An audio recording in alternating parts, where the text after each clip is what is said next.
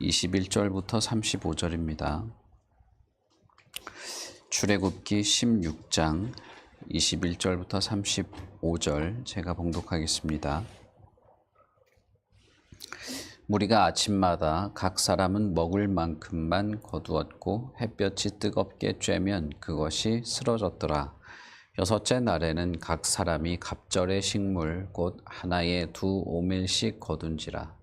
회중의 모든 지도자가 와서 모세에게 알림해 모세가 그들에게 이르되 여호와께서 이같이 말씀하셨느니라.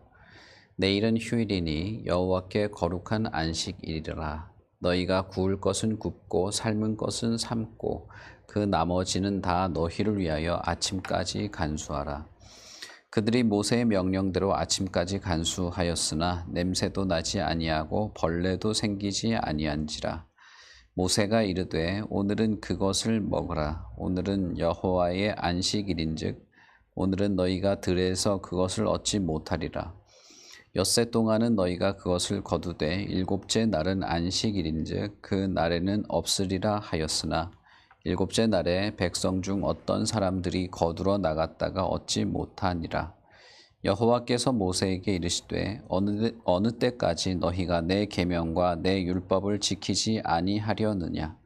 볼지어다 여호와가 너희에게 안식일을 주므로 여섯째 날에는 이틀 양식을 너희에게 주는 것이니 너희는 각기 처소에 있고 일곱째 날에는 아무도 그의 처소에서 나오지 말지니라. 그러므로 백성이 일곱째 날에 안식하니라. 이스라엘 족속이 그 이름을 만나라 하였으며 가시같이 희고 맛은 꿀 섞은 과자 같았더라. 모세가 이르되 여호와께서 이같이 명령하시기를 이것을 오멜에 채워서 너희의 대대 후손을 위하여 간수하라. 이는 내가 너희를 애굽 땅에서 인도하여 낼 때에 광야에서 너희에게 먹인 양식을 그들에게 보이기 위함이니라 하셨다 하고 또 모세가 아론에게 이르되 항아리를 가져다가 그 속에 만나 한 오멜을 담아 여호와 앞에 두어 너희 대대로 간수하라.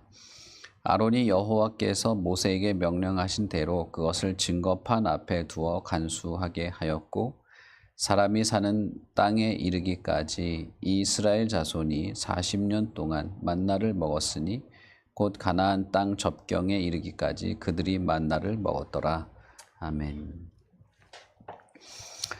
이스라엘이 만나를 먹게 되는 내용에 대해서 설명을 할 때 우리가 읽은 본문에는 특별히 안식일에 대한 말씀을 하고 있습니다. 우리가 읽지는 않았지만 그 앞 단락에는 하나님께서 오전에 해가 막 뜨려고 할 그 새벽에는 만나가 내리고 저녁에는 메추라기가 와서 이스라엘이 먹게 되는 내용들을 기록하고 있습니다. 그때 하나님께서 먹게 되는 것, 그것이 매일 반복되게 될 텐데 어떻게 먹을 것을 준비하고 먹어야 할지를 말씀하십니다. 그 주된 내용은 하루에 먹을 만큼만 가져가라 라는 것입니다. 그리고 마지막 날 안식일이 되었을 때는 그것을 먹을 것을 주우러 나가지 말고 그 전날, 그러니까 쉽게 말하면 안식일 준비일이 되겠죠. 그 전날 2배를 거두어서 안식일에는 온전히 안식일에 집중하도록 하게 됩니다. 그리고 이제 우리가 읽은 21절부터 거기에 대한 좀 더 구체적인 내용들을 말하게 되는데 우리가 읽은 이 짧은 단락에 안식일은 여호와께 거룩하다, 여호와 앞에서 거룩해야 한다라는 말을 반복하고 있는 것을 알 수 있습니다. 그러니까 안식일은 쉰다는 개념이 아니라는 거예요. 이것을 하나님이 시내산에서 이스라엘에게 십계명을 주고 그 십계명을 따라 지키도록 하는 그 순간, 그때부터 시작된 일이 아니고 이미 그 이전부터 이스라엘에게 있어서는 아주 중요한 내용으로, 하나님과의 관계를 맺는 아주 중요한 내용으로 있었던 것인데 그것을 하나님께서 십계명에 기록을 하고 내 계명을 지키라라고 더 강조하신 것이다라고 볼 수 있겠습니다. 어쨌든 매일 반복되는 이 아침과 저녁의 일상, 그리고 그 일상을 살아가는데도 하나님을 의식하며 살아가도록 하셨을 뿐 아니라 특히 안식일이 되어서는 하나님께 거룩한 날로서, 그 날 자체가 거룩한 게 아니고 하나님께 내가 거룩한 어떤 하루를 보내야 하는 그런 날이 되는 것이죠. 그런 날로서 앞으로 반복해야 될 것을 강조한 것입니다. 이것을 하나님께서 먹는 것을 통해서 반복하도록 하신 겁니다. 그러니까 만나나 혹은 메추라기, 그런 것에 대한 어떤 규례가 있고 먹는 것에 대한 일정한 규칙과 법칙이 제정된 것은 그것은 인간에게 있어서 아주 일상적이고 반복적이고 없을 수 없는 것이죠. 그렇기 때문에 그것과 관계된 규례를 정한 것입니다.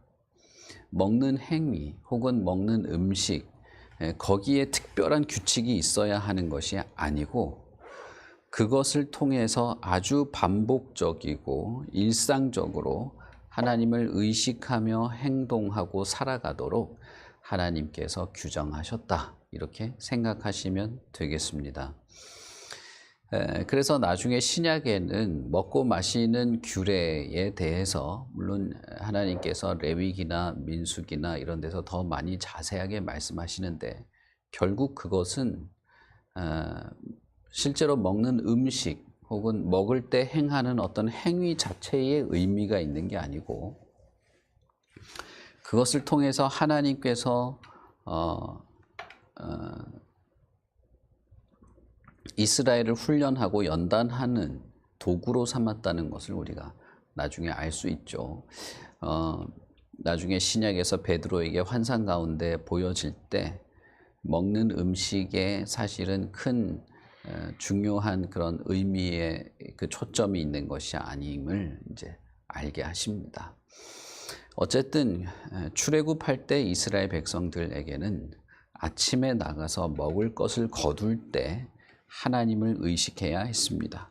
첫 번째는 하나님이 이 모든 것, 먹을 수 있는 이 모든 것을 하나님이 보장하시는, 우리의 삶을 책임지고 보장하는 하나님께 감사하는 것입니다. 그러면서 자신이 먹을 것을 구하는데 자신의 가족들이 오늘 하루 먹을 수 있는 분량을 가져가는 것이죠. 말 그대로 일용할 양식을 채우는 것입니다.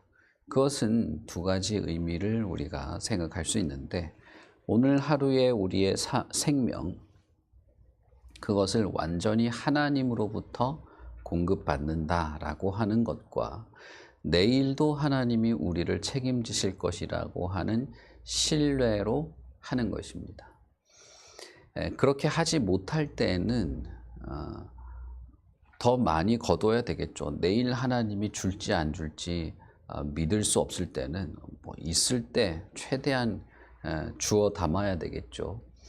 그러나 그것은 썩어서 먹을 수 없게 변질되었습니다. 그것이 썩어서 먹을 수 없게 변질된 것도 특별하게 대단한 의미를 부여해서 해석할 필요가 없어요. 그게 먹는 음식의 문제였는지 어떤 거였는지 굳이 그렇게 해석할 필요가 없고, 그것이 불신앙의 결과가 그렇다는 것을 보여주는 어떤 교육적 자료, 교육적 어떤 일이었다라고 보시면 되겠습니다. 이스라엘은 하나님을 의지하는 데 있어서 많은 시행착오와 부정적인 어떤 실수들을 통해서 하나님을 배우는 일이 반복되었습니다. 그것은 이집트에서 수백 년간 살면서 자신을 다스리는 주권자, 이집트에서는 바로겠죠. 자신을 다스리는 주권자가 어떤 존재이고 어떻게 자신의 삶을 보호하고 지탱하는지에 대한 왜곡이 있었기 때문입니다. 바로를 신뢰할 수는 없는 거죠. 강압적이고 먹고 사는 문제에 있어서 이집트가 더 나았다 이런 소리를 종종 하긴 했지만, 그러나 주권자, 주, 왕이 나의 삶을 어떻게 지켜주고 보호하고 보장하고 어떻게 왕을 신뢰하며 살아가야 할지에 대해서는 세상적인 왕 밑에서 오랜 기간 노예로 살면서 왜곡되어 있는 것입니다. 그래서 하나님의 말씀을 듣고도 그 말씀에 집중해서 하나님께 의존하기보다는 여전히 자기 만족을 위해서, 내 생존을 위해서 살아가는 그런 습성과 태도를 보여주게 되죠. 그것이 사실은 이집트에 살던 이스라엘의 모습이고, 이 세상에 살고 있는 모든 인간의 본능과도 같은 모습입니다. 어떤 사람이 하나님을 알고 예수를 믿고 거듭났다라고 하더라도 그 습성이 변하게 되는 것이 아니죠.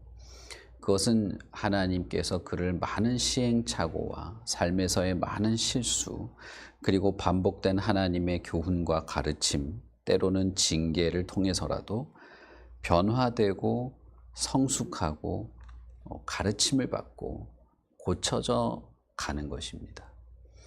그것이 하나님의 백성의 일반적인 삶이라고 할 수 있는 것입니다. 물론 우리가 하나님을 알고 믿는 순간 전폭적인 인격의 변화가 있습니다. 그러나 그렇다고 해서 그가 하나님의 백성으로 완전 무결한 자로 세워졌냐 하면 그거는 또 아닌 것이죠. 하나님을 이해하고 알아가게 되는 과정이 반드시 필요한 것입니다.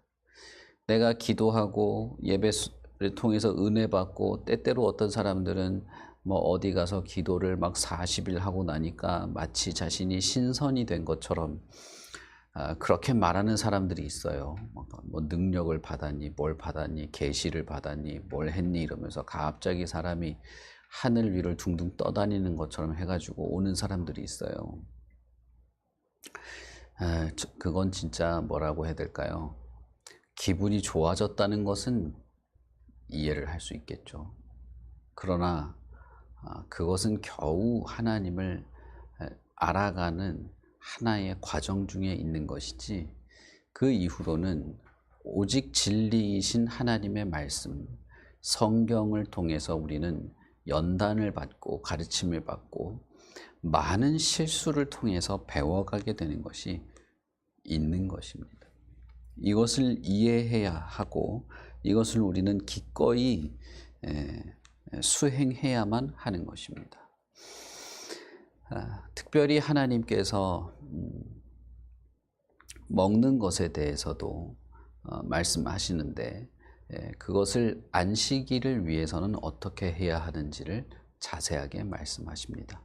그것은 일상적인 과정 속에서 아침에 나가서 만나를 거두고 저녁에 나가서 메추라기를 거두는 이런 아주 일상의 반복 속에서 하나님을 의식하는 것뿐 아니라, 안식일이라고 하는 특별한 이 절기, 특별한 날을 통해서 하나님을 의식하고 하나님과의 관계를 맺는 일이 구별되어 있다는 것을 말하는 것입니다. 그러니까 한 주의 첫날부터 그 주의 마지막 날까지를 살아가는데, 일상의 과정 속에서도 하나님을 의식하고 하나님과의 관계, 그에 마땅한 감사와 어떤 그 순종의 삶을 살아가는 것이 분명히 필요하고, 그것이 하나님을 알아가는 과정이지만, 그러나 특별히 안식일은 구별되어서 더 독특하고 특출나게 하나님을 의식하고 하나님을 경배하고 하나님께 나아가고 하나님을 만나는 특별한 날로서 하나님이 구별하셨다는 것입니다. 이것은 여러분, 하나님께서 이 세계, 온 우주를 창조할 때부터 그랬습니다. 그러니까 하나님과의 관계를 맺고 하나님을 만나고 하나님과 동행하고 하나님께 순종하는 것은 모든 삶의 날 속에서 우리에게 보편적인 삶이 되어야 하는데, 그럼에도 불구하고 특별히 하나님과 깊은 관계 속에서 하나님으로 충만한, 하나님의 은혜로 충만한 어떤 날, 어떤 것들을 하나님께서 만드셨다는 것을 우리는 알아야 됩니다. 이것은 창세기에 하나님이 천지를 창조할 때부터 그랬습니다. 그래서 여섯째 날까지는 이 세계를 창조하시고 이 세계가 운행되고 그 안에서 모든 생명체가 살아가도록 하나님이 하시는데, 일곱째 날에는 오직 안식만을 위한 날로서 하나님이 안식을 베푸는 것을 보여주십니다.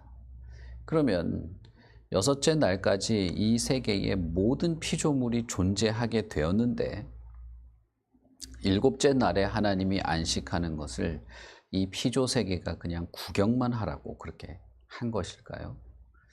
그럴 수가 없죠. 하나님은 피곤해서 안식하신 것이 아닙니다. 여섯째 날까지 창조를 하고 나니까 이제 쉬어야 되겠다. 그리고 피조 세계도 너희도 그냥 먹고 마시는 거 너 고생 많이 했으니까 쉬어라. 그냥 오늘 하루는 푹 그냥 재충전해라. 이러면서 안식하신 게 아니죠. 그럴 수도 없고 그럴 이유도 없는 겁니다. 그리고 하나님이 지쳐서 곤히 피곤해서 곤히 쉴 때 모든 피조물이 그 주변에서 그냥 하나님이 쉬는 걸 구경하는 그런 것도 아닙니다. 하나님이 안식하신 것은 여섯째 날까지, 특별히 여섯째 날에 인간이 만들어짐으로써 창조가 완성되었는데, 그 완성된 창조 세계가 비로소 완성이 되었을 때 비로소 안식이라고 하는 단계로 들어가도록 하신 것이죠. 인간이 마지막에 창조됨으로써 인간을 주축으로 한 모든 피조 세계가 하나님과 안식의 관계를 누리게 하시기 위해서 안식하신 것입니다. 제가 창세기 설명할 때 다 말씀을 드렸죠. 그러니 여러분, 마지막 날 안식이라고 하는 것은 창조 때부터 독특하게 구별된 어떤 것이었습니다. 그리고 지금도 마찬가지입니다. 우리가 삶의 예배다 어쩌다 하는 말들을 하죠. 물론 신약 성경에도 그와 비슷한 개념이 있습니다. 그러나 그렇다고 해서 안식일의 개념이 약화되거나 이것을 지킬 필요가 없거나 구약의 개념에 불과한 그런 것이냐? 그런 것은 아닙니다. 신약 성경에도 사도들은 주일을 거룩하게 지켰고, 주일을 통해서 예수 그리스도를 의지하여 하나님께 나아가는 것들을 훨씬 더 그 의미를 살리기를 애를 썼죠. 삶의 예배다 무슨 뭐다 이러면서 매일매일이 무슨 안식일이고 매일매일이 주일이다 이러면서 그냥 평소의 삶에서 하나님을 예배하면 된다 이런 식으로 하지 않았습니다. 그 말이 물론 좋아 보이고 맞는 말이기도 하고 그럴듯해 보이지만 성경의 개념은 아닌 겁니다. 하나님을 온전히 내 모든 삶의 모든 것을 집중해서 오직 하나님만을 바라고 하나님의 은혜로만 채우는 그런 시간을 가질 필요가 있었다는 겁니다.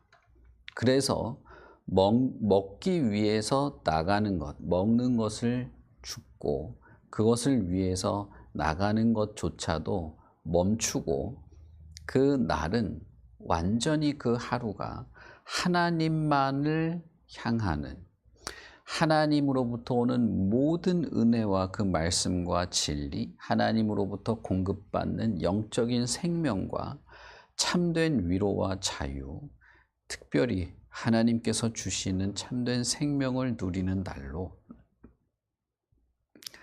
제정하신 것입니다. 그것은 지금도 마찬가지예요.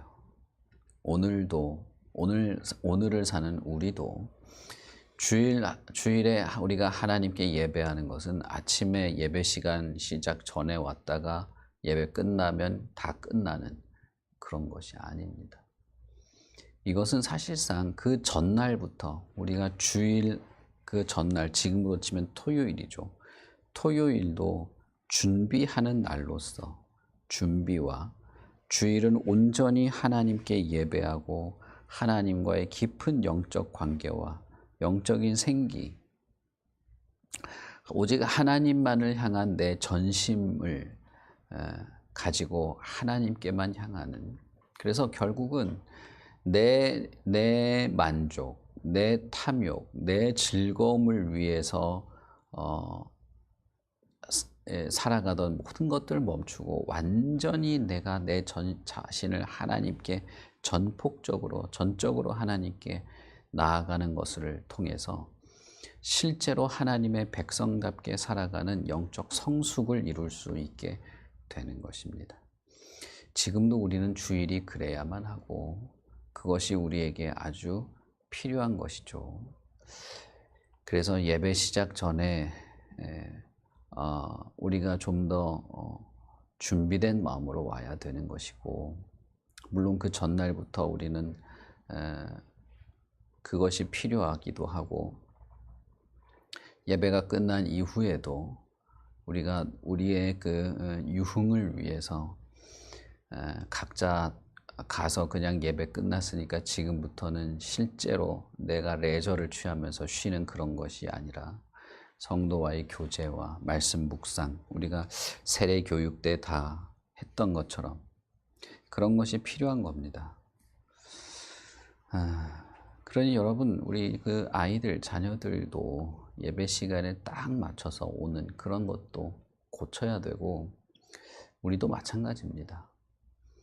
우리 교회가 수요 예배 같은 건 하지 않습니다만은, 주일날 예배밖에 우리는 아직 없지만, 교회에서 이렇게 주중에 예배할 때 보면 예배가 저녁에 뭐 수요일날 7시다 그러면 6시 59분까지 자기 할 일 하다가 7시에 맞춰가면 되지 않냐, 이런 생각을 마치 아주 당연한 것처럼 그렇게 하는 사람들도 있어요.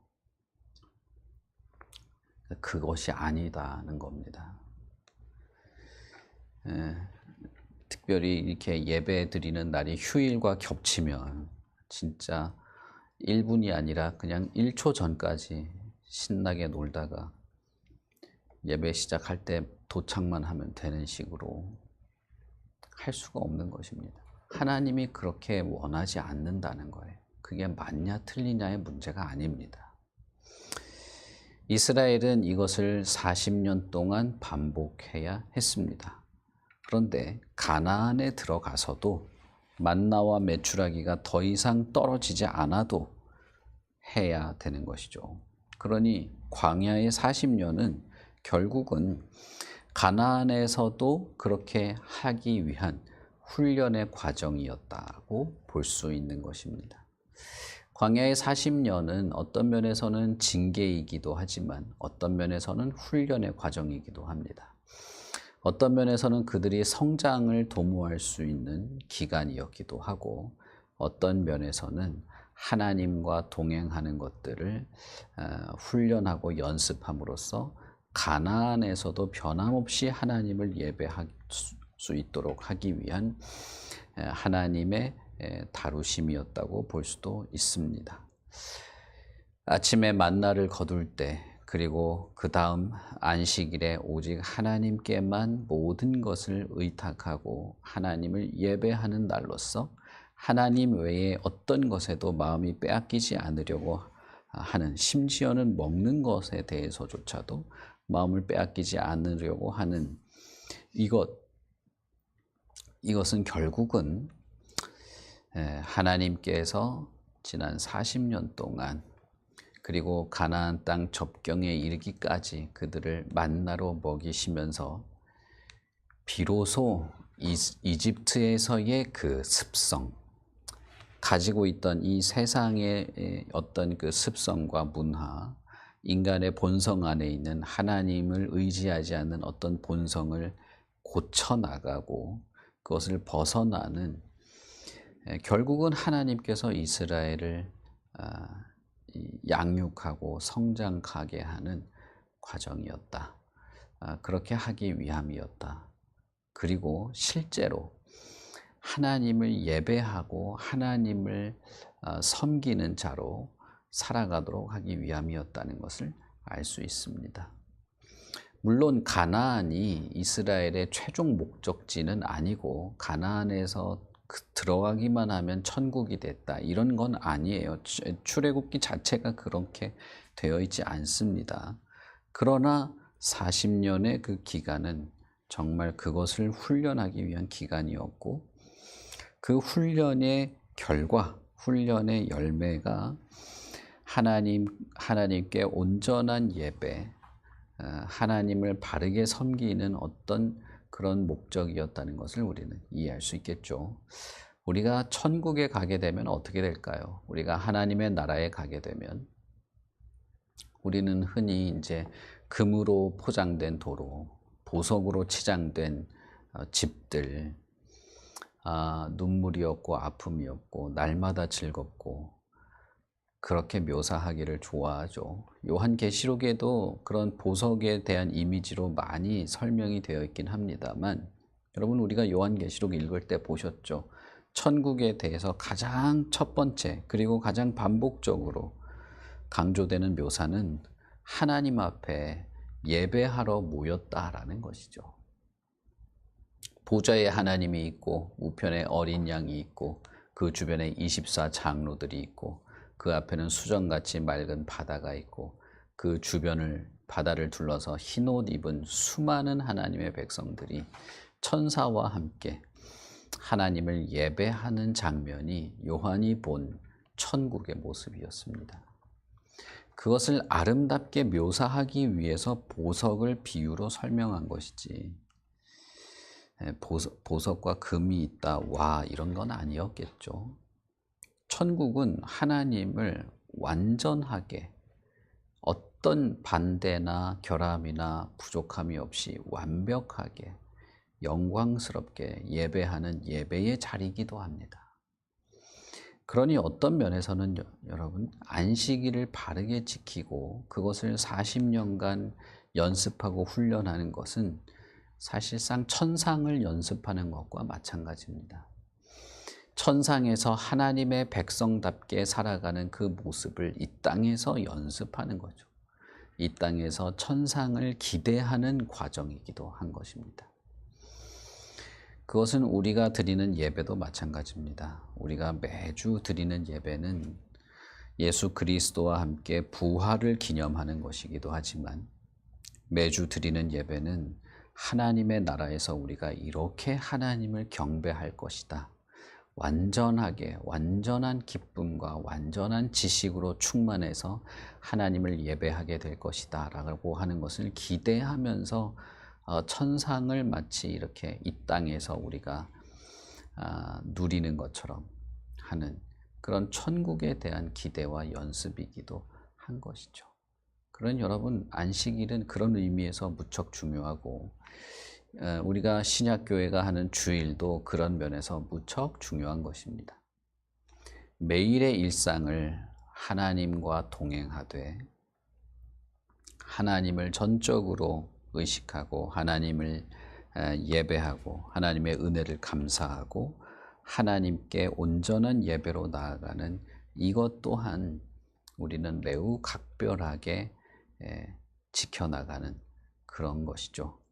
그렇게 함으로써 이 시대의 이스라엘뿐 아니라 지금의 우리도 매일 하나님으로부터 공급받는 그 하나님의 은혜에 감사하고, 그리고 천국, 하나님의 나라와 그 나라에서 하나님을 예배할 거룩한 성도로서의 삶을 이 땅에서 반복하고 오직 하나님을 전적으로 의지하고 신뢰하는 그런 것을 지켜나가는 우리가 또 있는 것입니다.